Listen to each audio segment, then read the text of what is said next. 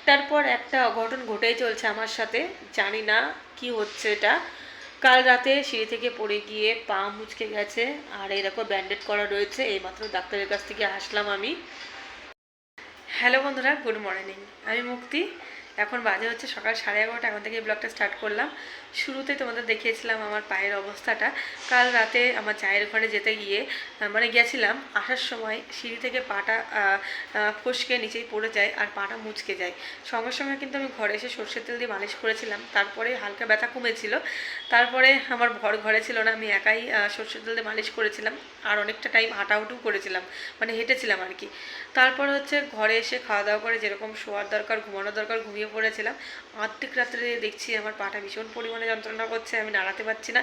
আবারও ফ্রিজ থেকে বের করে বরফ দিয়েছিলাম, দেওয়ার পর একটু মানে ব্যথাটা কমার পর আমি ঘুমিয়েছিলাম। সকাল হয়ে গেছিলো, ঘুম থেকে উঠে পাটা আমি নিচে নামাতে পারছি না, এতটাই ব্যথা করছিল। তারপরে ওই যে বলা মানে বাচ্চা কাচ্চা হয়ে গেলে যা হয়, যেটা হয় আর কি, যত শরীর খারাপ থাকুক শুয়ে থাকা যায় না। তো মামামকে রেডি করলাম স্কুলের জন্য, ওকে পাঠিয়ে দেওয়ার পর আমি খাওয়া দাওয়া করে ডাক্তারের কাছে গেছিলাম। এই মাত্র আসলাম, আর ডাক্তার ব্যান্ডেড করে দিয়েছে, তোমাদেরকে দেখিয়েই দিলাম। আর ওষুধ খেয়ে নিয়েছি, খেয়ে যখন আমি বসে আছি সোফার উপরে, আর এই যে একটা বালিশ নিয়ে নিয়েছি, ভাবছি একটু শোবো।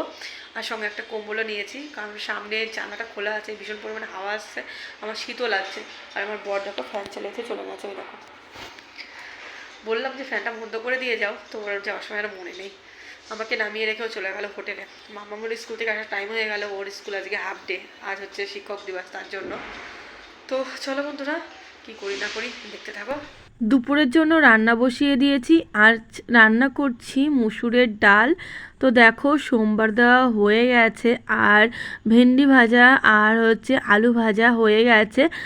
এই দেখো এখানে রয়েছে হচ্ছে আলু ভাজা, ছোট ছোট করে গোল গোল করে কেটে নিয়ে আলুটা ভাজা করেছি, আর ভেন্ডি ভাজা করেছি।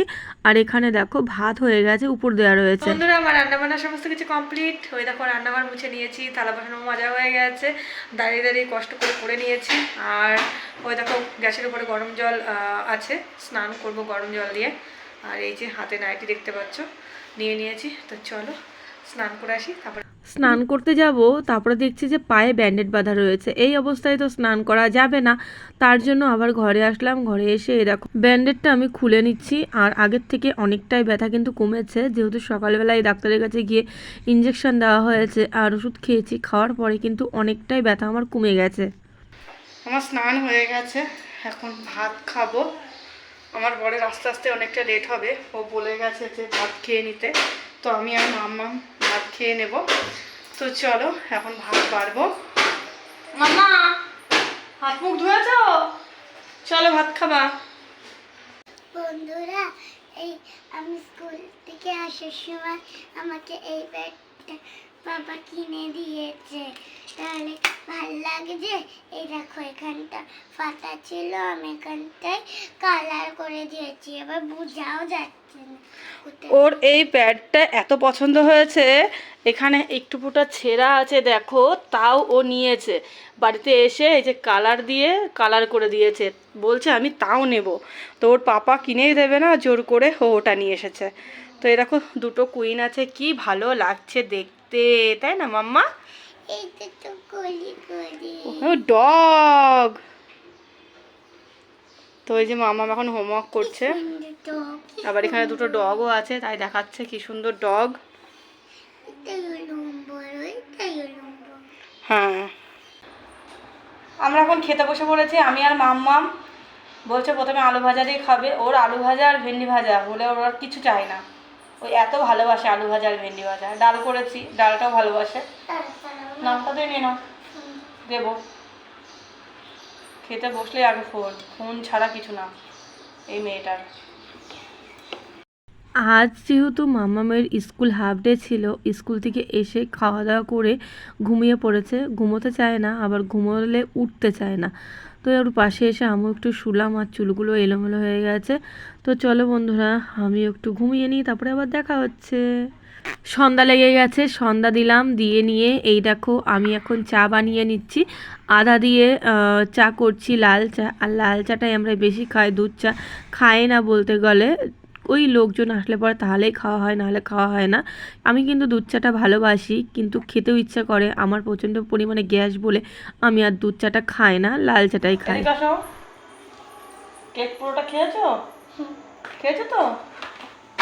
যাও, হোমওয়ার্ক আছে না? হোমওয়ার্ক পরে করবা? ঠিক আছে।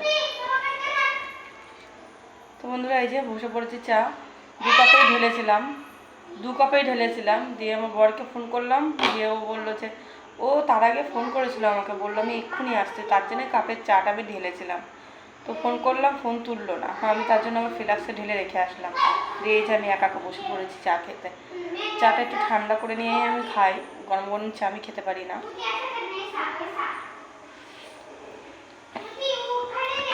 তো চলো,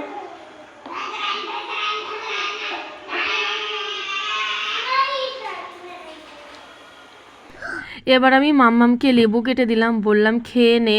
আর আমার বর আসলো, ওকে চা দিলাম, ও চা খাচ্ছে। আর মাম্মাম দেখো, ওর খাওয়ার কথা শুনলে পরেই ওর যে কী হয় আমি ঠিক জানি না। তারপরে বললাম যে বস এখানে লেবুটা চুপচাপ খেয়ে নে। তো তার জন্য লেবুটা মুখের মধ্যে নিয়ে কীরকম করছে দেখো, বলছে টক।